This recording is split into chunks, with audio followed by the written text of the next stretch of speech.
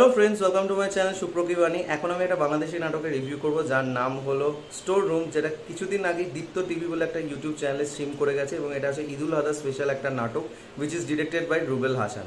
এই নাটকটা কাস্টিংয়ে আছে জিওল ফারুক, অপূর্ব, সাবিলা নূর এবং আরও অনেকে। এবং এই নাটকটার ড্রামাটা হচ্ছে কিন্তু হরার জনারের এবং এই নাটকটা আরও বেশি স্পেশাল বিকজ এই নাটকটার মূল ভাবনাটা কিন্তু জিওল ফারুক, অপূর্বর মাথা দিয়ে বেরিয়েছে। সো এই নাটকটা আমার কেমন লাগলো সে সব কিছু তোমার সাথে শেয়ার করতে চলে এসেছি। So why are we waiting for, let's start with the video. তো নাটকটার গল্পটা আগে প্রথমে বলে দিই। নাটকটার গল্পটা সেটা দম্পতির উপর, with the couple is played by Ziaul Faruq, Apurba এবং সাবিলা নূর।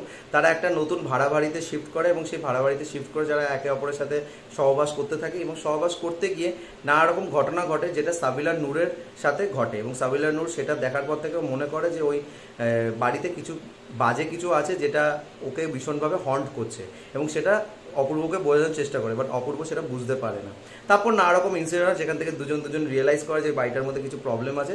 আলটিমেটলি তারপর কী হয় সেটা নিয়ে হচ্ছে নাটকটার ক্লাইম্যাক্সটা। তো নাটকটার যে মুড আর যে সেটিংটা তৈরি করেছে সেটা কিন্তু খুব ভালো ধরেছে এবং রুবেল হাসান কিন্তু সাধারণত কমেডি নাটক করে থাকে এবং এই নাটকটার মধ্যে কিন্তু আমি তার একটা অন্য রকম একটা শেড দেখতে পেয়েছি উইচ ইজ গুড। মানে আমাকে এখানে ভালো লেগেছে সেই জায়গাটা, যে এত সুন্দরভাবে নাটকটার মধ্যে চেষ্টা করেছে যে সেই ডার্ক, সেই মিস্টিরিয়াস ব্যাপারটাকে তুলে ধরা। বিকজ দেখো নাটকটার যে গল্পটা সেটা কিন্তু একটা খুব ক্লিশে গল্প, মানে এরম টাইপের গল্প ইউজুয়ালি হয়ে থাকে, এটা nothing out of the box কিছু গল্প। কিন্তু নাটকটাকে যেভাবে প্রেজেন্টেশন করেছে সেটা কিন্তু নাটকটাকে একটা আলাদা লেভেলে নিয়ে যাচ্ছে।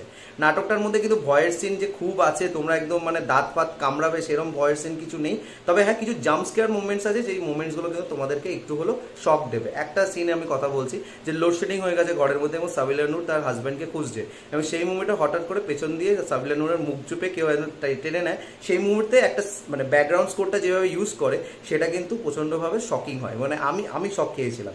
এবং এই কারণেই বলছি যে এখানে যে মুডটা সেটিং করেছে সেটার জন্য কিন্তু lighting at the same time BGM দুজনেরই কিন্তু এফেক্টটা প্রচণ্ডভাবে বেশি আছে। তার জন্যই কিন্তু এই সেটিংটাকে ওরা ধরতে পেরেছে, which is a very good thing for this নাটক। আর তারপর হচ্ছে পারফরমেন্সেস জিওল ফারুক, অপূর্বর ক্যারেক্টারটা সেইভাবে খুব হামুড়ি নয়, মানে অপূর্বতা যেই টাইপের রোল করে থাকে সেই তুলনায় আমার এই রোলটাকে তার একটু মানে মনে হচ্ছে মিডিওকার টাইপ, বিকজ তাকে সেইভাবে ক্যারেক্টারাইজেশন দেওয়া হয়নি।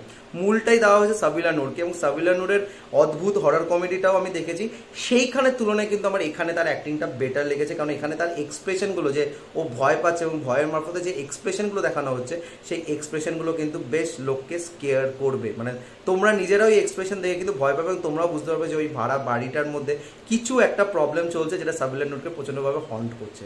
এছাড়া এখানে একটা ব্যাক স্টোরি দেখানো হয়েছে, সেটাকে না লাস্টে ক্লাইম্যাক্সে এমনভাবে প্রেজেন্ট করলো যে এখানে কাকে ভুল বলবে সেটা জানি না, তবে এরা জিওল ফারুক অপরের ক্যারেক্টার উপরেই কিন্তু দেখানো হচ্ছে। বিকজ ওর কাছে এমনি তো স্বপ্নটা আসবে না, তো স্বপ্নটা এসছে মানে অবশ্যই ওই ঘটনাটা ঘটিয়েছে।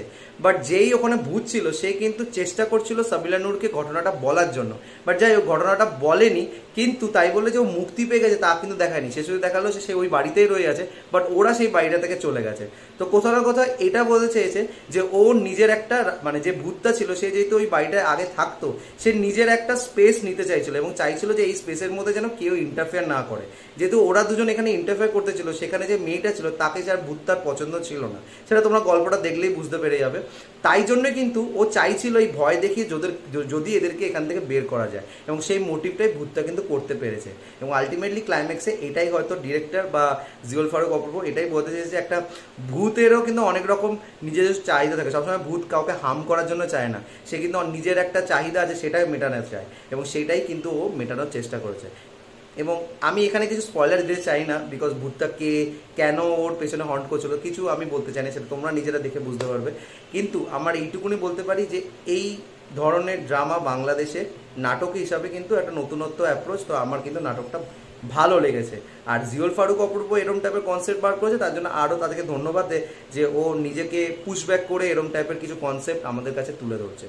সো নাটকটা একবার হলো তোমরা দেখতে পারো, ইটস আ গুড ওয়াচ। আমি বলবো না আউটস্ট্যান্ডিং কিছু, but it's a good watch, তো দেখে উঠতে পারো। তো যদি দেখে নাও, দেখার পরে যদি আমার রিভিউটা ভালো লেগে থাকে, লাইক, কমেন্ট, শেয়ার এবং সাবস্ক্রাইব করতে পুরো আমার চ্যানেলটাকে। আর আমার সাথে জুড়ে থাকার জন্য আমাকে ইনস্টাগ্রামে ফলো করতে পারো, ইনস্টাগ্রামের লিঙ্ক আমি ডিসক্রিপশন বক্সে দিয়ে দিচ্ছি। Till then, stay tuned.